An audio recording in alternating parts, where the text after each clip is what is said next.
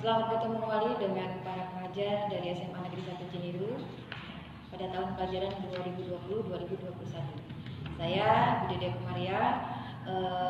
Pada tahun pelajaran ini akan mengajar mata pelajaran biologi untuk peminatan dan lintas minat kelas 12 ya. Dan pada kesempatan ini juga akan menyampaikan silabus KIKD untuk mapel biologi. Yang perlu kamu ketahui bahwa cakupan materi biologi untuk peminatan dan lintas minat itu tidak berbeda, tapi mungkin penguatan dan penekanan itu lebih ditekankan ya pada kelas MIPA-nya ya. Itu yang perlu kalian ketahui. Jadi untuk IPS dengan IPA materi sama, jumlah KIKD juga sama. Yang berbeda mungkin penekanan. Jadi di IPA memang lebih ditekankan untuk materinya itu, penguatan materinya. Dan untuk itu nanti mungkin selama 1 semester ini kalian akan belajar secara daring di rumah. Di sana nanti akan Ibu arahkan untuk pengerjaan tugas-tugas untuk pengetahuan ataupun untuk keterampilannya ya, yang akan kalian kerjakan secara mandiri, baik itu individual maupun pengelompok ya. Lalu untuk masalah buku paket, kalian bisa ke sekolah, ke perpustakaan. Silakan kalian gunakan buku paket yang lama atau yang baru. Materinya tidak jauh beda ya, isinya tidak jauh berbeda. Dan yang perlu digarisbawahi ini bahwa materi biologi di kelas 3 itu sangat sulit ya. Kalau bisa dikatakan itu di antara tingkatan 1, 2, 3 itu paling sulit ada di kelas 3. Oleh karena itu mohon semuanya silakan nanti selalu akan ada sesi tambahan waktu gitu ya untuk tanya jawab seputar materi. Karena sekali lagi materinya paling cukup sulit dan paling banyak di antara seluruh mata pelajaran itu KIKD-nya adalah biologi gitu ya. Silakan buku kalian boleh mau buku paket yang mana saja, kalian bisa lihat ya sebagai contoh di atas itu boleh buku yang mana saja ya. Yang penting ada materi yang terkait gitu ya, yang sedang dibahas. Oke, untuk pembahasan berikutnya kita lihat untuk masalah silabus ya. KIKD-nya untuk KI pengetahuan, KI 3 atau KI 4-nya yang keterampilan itu sudah selaras dan beriringan. Ketika misalnya di KI pengetahuan itu diminta untuk menjelaskan pengaruh faktor eksternal terhadap pertumbuhan dan perkembangan makhluk hidup, itu yang KI pertama. Jadi materi ini pertama itu mengenai peristiwa pertumbuhan dan perkembangan pada makhluk hidup.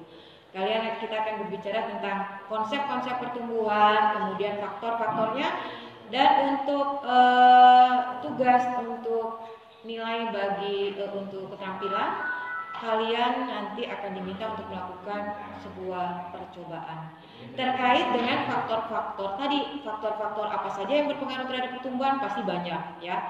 Nah, silakan nanti kalian bisa memilih salah satunya sebagai bukti bahwa memang faktor itu benar gak sih. Kalau memang cahaya itu berpengaruh dalam pertumbuhan tanaman, air itu berpengaruh, ya silakan buktikan dengan sebuah eksperimen atau percobaan ya. Sehingga bukan hanya sekedar teori, secara teori mungkin sudah ada di buku bahwa air berpengaruh terhadap ini gitu ya, terhadap hal ini. Maka kamu buktikan dalam bentuk eksperimen atau percobaan ya, kita sebut sebagai percobaan verifikasi kalau seperti itu ya. Kemudian yang bab 2-nya, KD yang kedua itu berkaitan dengan metabolisme. Ini sangat sulit ya, butuh pemahaman benar-benar ya, dipahami dulu, dibaca dulu materinya berkaitan dengan apa sih metabolisme ya, bahwa apapun yang terjadi di dalam tubuh kita, proses-proses yang terjadi dalam tubuh kita itu adalah metabolisme. Dengan kata lain reaksi kimia. Ya, ada 2 tipe. Nanti kita akan bahas tipe anabolisme dengan tipe katabolisme, apa bedanya. Dari sana juga akan ada satu percobaan yang menyangkut katabolisme dan anabolisme ya. Komponen-komponen juga termasuk di dalamnya, komponen metabolisme apa saja. Nah, setelah itu kita masuk ke materi yang menarik sebenarnya, yang materi tentang genetika, bahan atau materi genetika. Apa sih materi genetika? Itu adalah bahan-bahan sebenarnya menyangkut yang terkait dengan sifat-sifat pada makhluk hidup ya. Pokoknya yang berkaitan dengan sifat-sifat, apakah itu perilaku, karakter, proses-proses, itu semua adalah diperankan atau ditugaskan, dikerjakan oleh yang namanya bahan genetik.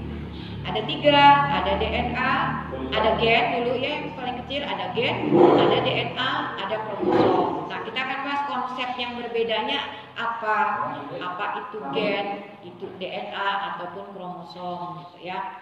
Kemudian di sana kemudian kita akan melakukan bagaimana sih gen itu bisa mengekspresikan karakter-karakter itu. Maka prosesnya ada melalui satu peristiwa kimia yang namanya sintesis protein. Nah, itu pun akan kita bahas apa sintesis protein, bagaimana prosesnya, dan kamu nanti bisa memberikan satu gambaran rumusan bagaimana satu tipe sintesis protein akan kalian cobakan nanti di rumah, gitu ya.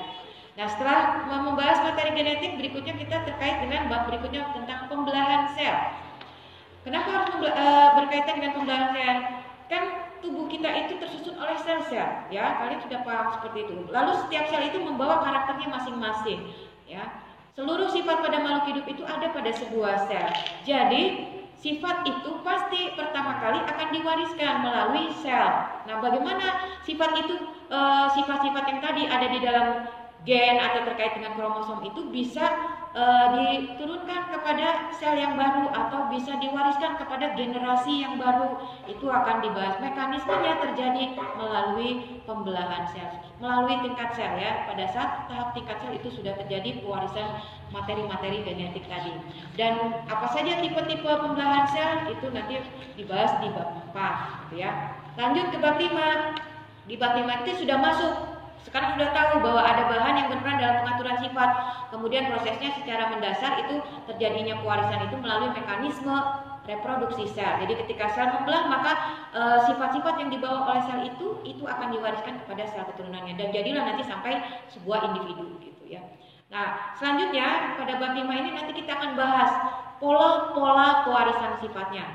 Bagaimana sih sifat dari sifat dari orang tua, sekarang sifat yang muncul nih ya. Karakter misalkan rambut lurus, kemudian warna kulit, kemudian perilaku, itu kok bisa dimiliki oleh seorang anak atau keturunan. Yang pasti itu kan berasal dari orang tuanya. Nah, bagaimana prosesnya atau bagaimana mekanismenya sifat-sifat itu diwariskan dari induk kepada keturunannya, gitu.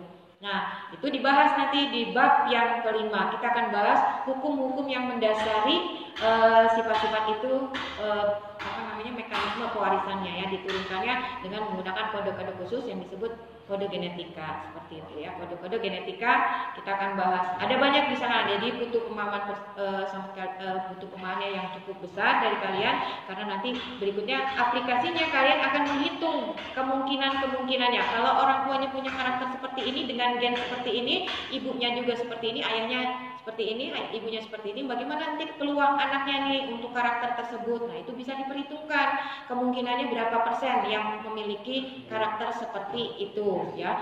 Baik itu karakter dari ibu atau dari karakter bapak. Jadi sebenarnya kalau sudah masuk ke materi genetika, ini materi menarik karena kita bisa tahu golongan darah kita dengan mengetahui golongan darah ibu kita apa nih, golongan darah bapak kita juga apa. Maka kita bisa bukan menebak ya, tapi kita sudah langsung setidaknya peluangnya kita tahu, bisa dipastikan kita akan bergolongan darah apa, seperti itu. Aplikasi dari genetika itu dengan mempelajari pola-pola pewarisan sifat itu nanti seperti itu. Kemudian di bab 6 itu masih membahas pola-pola khusus, ya. Ada pola-pola berbagai jenis pola-pola yang berupa kelainan, itu dibahas di bab 6.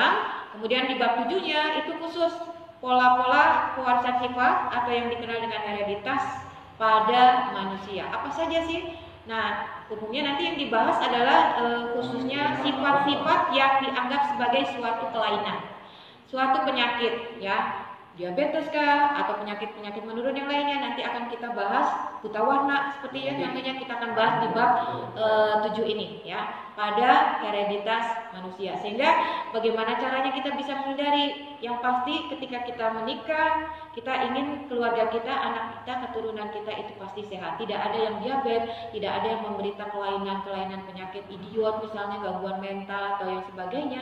Itu kan kita usahakan untuk terhindar.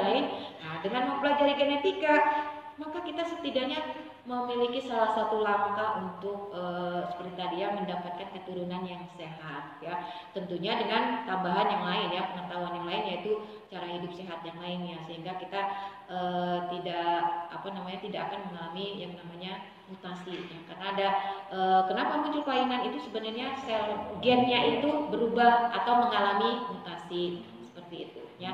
Nanti mutasi itu masuk ke barangkali itu saja ya, silabus atau yang terkait dengan kompetensi pengetahuan dan kompetensi keterampilan yang nanti akan kita pelajari bersama-sama pada pertemuan berikutnya.